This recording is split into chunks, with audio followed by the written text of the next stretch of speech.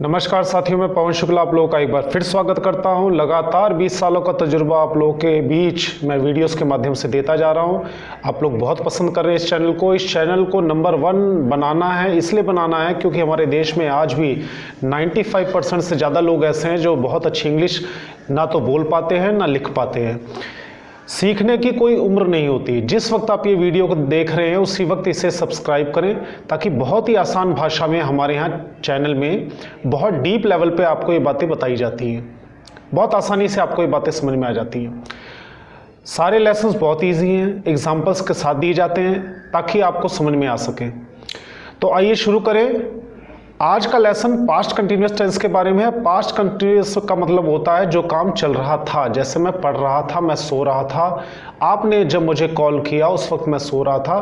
Past continuous 2 शब्दों से मिलाकर बना हुआ है, यानी कि जो पास्ट में कंटिन्यूअस काम हो रहा हो। 3 तरह के टेंसेस होते हैं। अक्सर आम भाषा में टेंस इसलिए कहा जाता है, ट्रांसलेशन इसलिए कहा जाता है ताकि टीचर्स को बच्चों को समझने और समझाने में दोनों में आसानी हो। तो आज कई स्लाइड्स हैं, वीडियो के अंत तक देखेंगे तो आपको पूरी डिटेल में समझ में आएगा। हर बार समझाता हूँ, वर्ड ऑर्डर का खास ध्यान रखें। जो बातें आपको बताई गई हैं उन बातों को अच्छी तरह सुने, समझें और उसकी प्रैक्टिस एक पेन और कॉपी साथ में लेके करते रहें।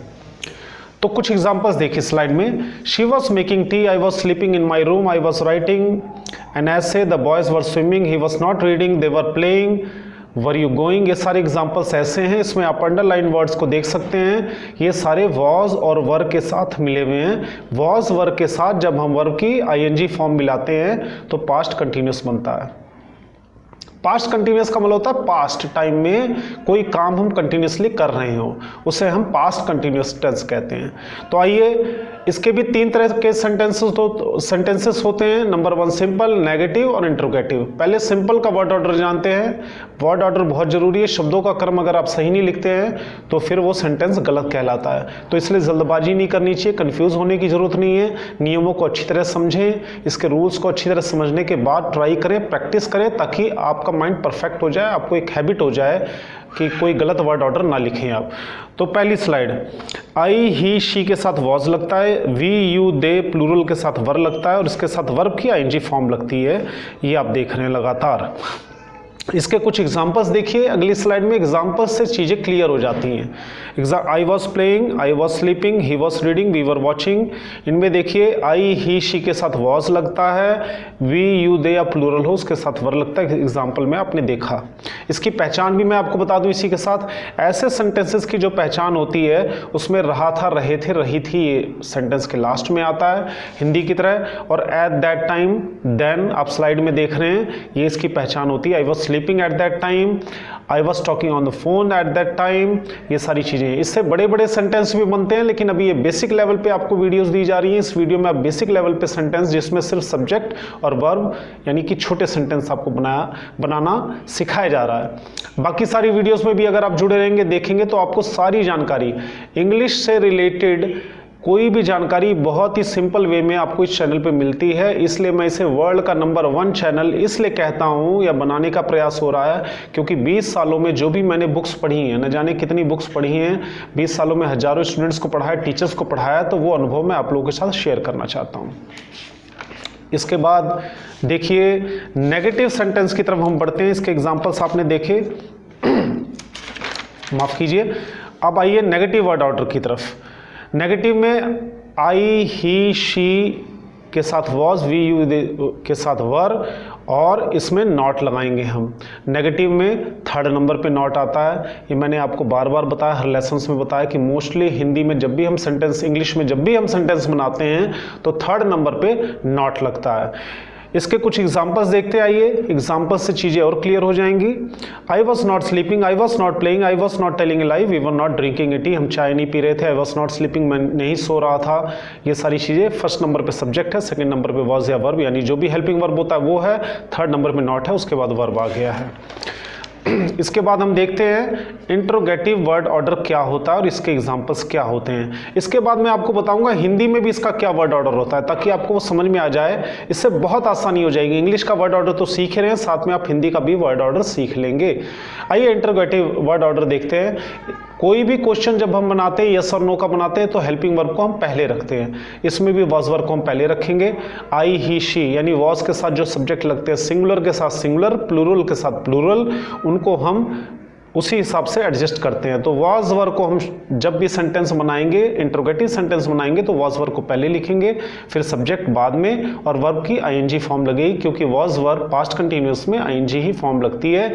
आइए इसके कुछ एग्जांपल्स भी देखें ताकि आपको क्लियर हो जाए।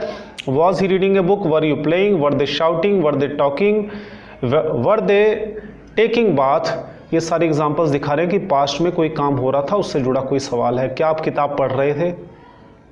फॉर एग्जाम्पल आपसे कोई सवाल पूछता है, मैंने आपको जब कॉल किया तो आप क्या कर रहे थे? क्या आप किताब पढ़ रहे थे? कुछ ऐसा सेंस निकलता है। तो ये सारी चीज़ें आपने देखी। इसके साथ लास्ट में मैं आपको हिंदी की स्लाइड्स कुछ देता हूं जिससे आपको क्लियर हो जाए कि हिंदी में इसका क्या वर्ड ऑर्डर होता है, ताकि आपको इससे भी क्लियर हो जाए। तो पहली स्लाइड देखिए, पहले सब्जेक्ट है, फिर जहां ब्लैंक है यहाँ पे आप वर्ब लगाते हैं। हिंदी का वर्ड ऑर्डर अलग है, इसमें सब्जेक्ट आता है, वर्ब लास्ट में आता है। इंग्लिश में पहले सब्जेक्ट आता है, फिर वर्ब आता है। कुछ इस तरह का क्वेश्चन में वर्ब पहले आ जाता है। हिंदी में क्या से हम शुरुआत करते हैं क्वेश्चन की। तो तीनों स्लाइड्स को बारी बारी देखिए, अंत तक वीडियो देखिए, सारी बातों को ध्यान से समझिए, इसकी प्रैक्टिस डेली करिए। फिर भी अगर कोई बात रह जाती है तो मैं आने वाली वीडियोस में और डिटेल्स में आपको जानकारी दूंगा। पहला सिंपल का है, सारे सब्जेक्ट पहले लगा रहे हैं आप, बीच में ब्लैंक में वर्ब लगा रहे हैं, रहा था, रहे थे, ये सारी चीज़ें। दूसरी स्लाइड देखते हैं, ये नेगेटिव की है। इसमें सबसे पहले सब्जेक्ट हिंदी में नहीं लगता है, जैसे मैं नहीं खेल रहा था, मैं नहीं पढ़ रहा था, लेकिन इंग्लिश में नॉट थर्ड नंबर पे आता है। तो ये देख रहे हैं आप, ब्लैंक की जगह अगर आप वर्ब लगाते हैं तो ये हिंदी का सेंटेंस स्ट्रक्चर तैयार हो जाता है। तीसरी और आखिरी स्लाइड हम देखते हैं क्या वाले क्वेश्चन है। वाज वर्ब में पास्ट कंटिन्यूअस में क्या वाले हिंदी में बनते हैं, क्या, उसके बाद सब्जेक्ट, उसके बाद ब्लैंक में वर्ब लगाइए, रहा था। ये देखा आपने, दो चीज़ें सीखी आपने कि वर्ड ऑर्डर हिंदी का अलग है, इंग्लिश का अलग है। इसके अलावा तीन बातें आपने सीखी कि हर टेंस के बेसिक जो सेंटेंसेस होते हैं वो सिंपल, नेगेटिव और इंट्रोगेटिव होते हैं। वैसे तो इंट्रोगेटिव नेगेटिव भी होता है, WH से भी क्वेश्चन बनते हैं, WH नेगेटिव भी क्वेश्चंस होते हैं, बट वो डिटेल अभी इस वीडियो में नहीं दे रहा मैं आपको। आगे आने वाली वीडियो में और थोड़ी बड़ी वीडियो बनानी पड़ेगी, उसमें डिटेल्स में आपको ये सारी इन्फॉर्मेशंस मिलेंगी।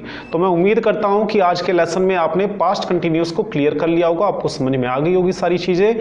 इस वीडियो को लाइक करिए, शेयर कीजिए और सब्सक्राइब भी कीजिए, ताकि आने वाली टाइम में जितनी भी वीडियोस हैं, लगातार वीडियोस आपको मिलती रहेंगी, ताकि आपको बहुत आसानी हो ये सब चीज़ें सीखने में।